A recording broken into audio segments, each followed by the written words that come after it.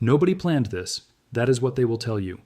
The Iran war, the Hormuz closure, the sudden urgency around Venezuelan oil, all of it will be presented as a chain of unpredictable events that forced Washington's hand, that left policymakers with no choice but to pivot, that produced the current arrangement through necessity rather than design. I don't believe that. And by the time I finish walking you through what actually happened in the last 3 weeks, the sequence, the timing, the documents, the rigs moving on a lake that most of the world had written off, I don't think you will believe it either. Let me start with the geography, because the geography is where the logic begins. The Strait of Hormuz is a waterway approximately 33 kilometers wide at its narrowest point, connecting the Persian Gulf to the Gulf of Oman. Through it flows roughly 20% of the world's entire oil supply every single day. Saudi crude, Kuwaiti crude, Iraqi crude, Emirati crude. Qatari liquefied natural gas. All of it moving through a choke point narrow enough that the right combination of mines, missiles, and naval assets can close it, not permanently, but long enough to send global energy markets into a state of controlled panic, which is exactly what Iran did. The moment the closure was confirmed, the price calculation changed everywhere simultaneously. Refineries in Japan began recalculating supply schedules. South Korean energy ministers convened emergency sessions. European governments activated strategic reserve protocols. And inside the White House, the question that had been deferred, managed, and delayed for months suddenly became the only question that mattered.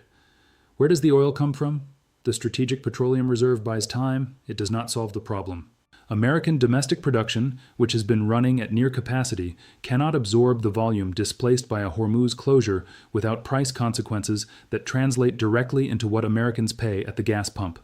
And in the political arithmetic of the Trump administration, an administration that understands that gasoline prices are among the most emotionally immediate economic signals that voters experience, uncontrolled fuel price inflation is not an acceptable outcome. So someone pulled out a map. And on that map, in the northwestern corner of Venezuela, there is a body of water called Lake Maracaibo. Lake Maracaibo is not a beautiful lake. It is not the kind of place that appears in travel photography or nature documentaries about South American biodiversity.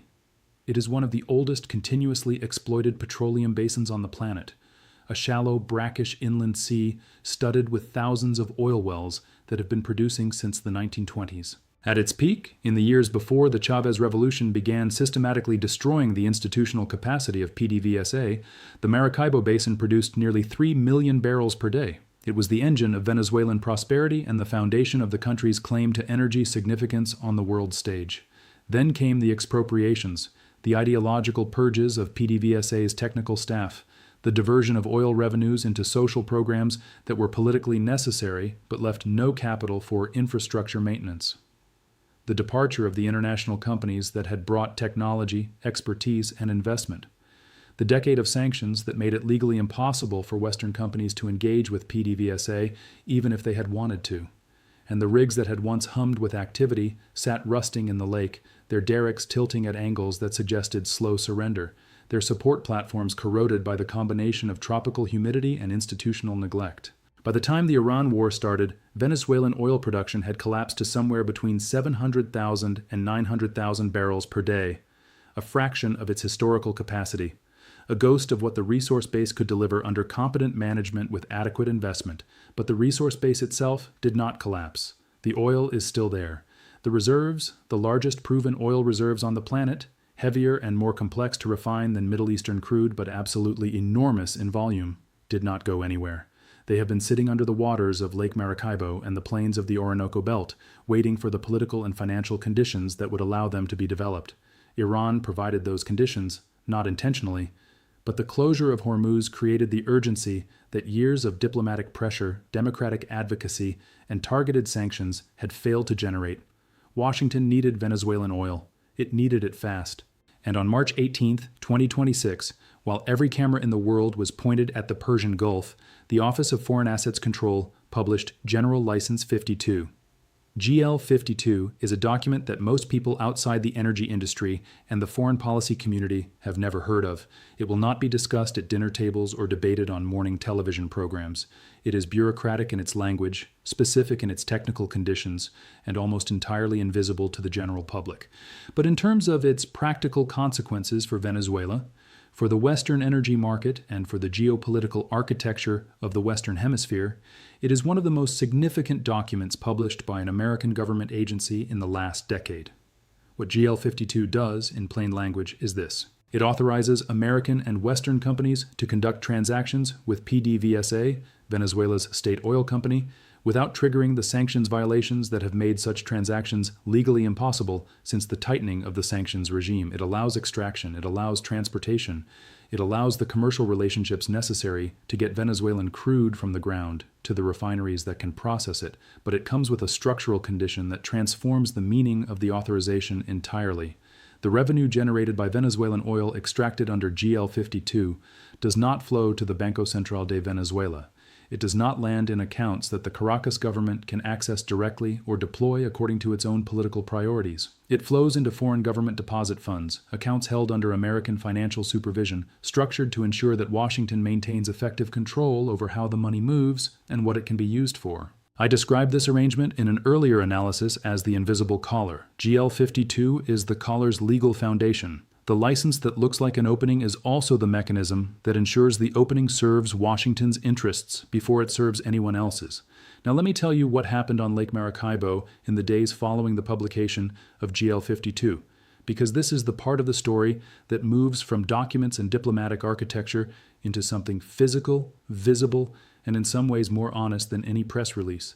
The rigs started moving, not immediately, not dramatically, but within days of the license publication, logistics companies that operate in the Venezuelan energy sector began reporting unusual activity. Equipment that had been warehoused in Curaçao and Trinidad started being loaded onto transport vessels. Maintenance crews that had been on standby began receiving deployment orders.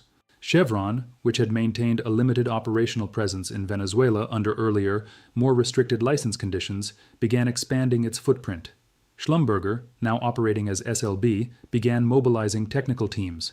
Halliburton, which has the kind of institutional knowledge of the Maracaibo Basin that only comes from decades of operational history, began reactivating relationships with local contractors. And then the Europeans arrived, Morel and Prom from France, Eni from Italy, Repsol from Spain, each of them moving with the speed of companies that had been waiting for exactly this signal, that had maintained their Venezuela strategies in ready state for precisely the moment when the political and legal environment shifted enough to make re-entry viable. The people of Maracaibo, the city of approximately 2 million that sits at the northern tip of the lake and has lived through 2 decades of progressive deterioration, watch this happen from their shoreline. I want you to understand what that means in human terms, because the geopolitical analysis can obscure it. Maracaibo has electricity for perhaps 6 hours a day. Its water infrastructure is failing. Its hospital system, which was once among the best in Latin America, now operates without consistent supplies of basic medications. Its middle class emigrated years ago. Its young people left for Colombia, for Chile, for Spain, for anywhere that offered a future that Maracaibo could no longer provide. These are the people watching the rigs arrive. These are the people whose lake, whose resource, whose inheritance from the geological accident that placed the Western Hemisphere's largest oil reserves under their soil is now being developed by foreign corporations under a financial architecture designed in Washington. The oil will be extracted. The revenue will flow. The question of how much of that revenue reaches the people standing on the shore watching the rigs move into position is a question that GL52 answers in the structure of its deposit fund requirements, and the answer is not straightforward and it is not guaranteed. And it depends entirely on whether the political conditions that make the extraction possible also produce the accountability mechanisms that translate resource wealth into human welfare.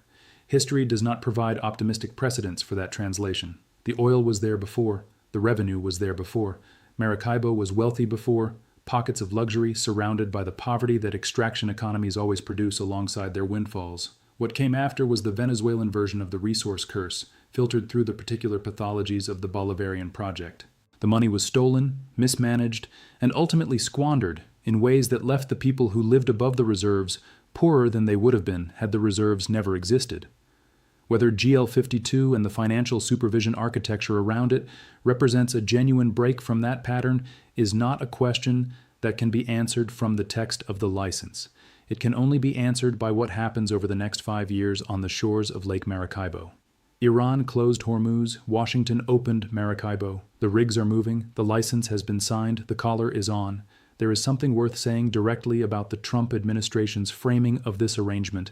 The administration has described the Venezuelan oil opening as a victory, evidence that maximum pressure produces results.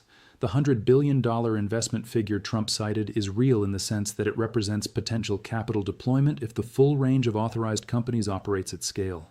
It is not real in the sense of being a committed figure with a timeline attached. What is actually happening is considerably more contingent. The companies arriving face significant operational uncertainty. Infrastructure is degraded in ways only fully apparent when engineers are on site.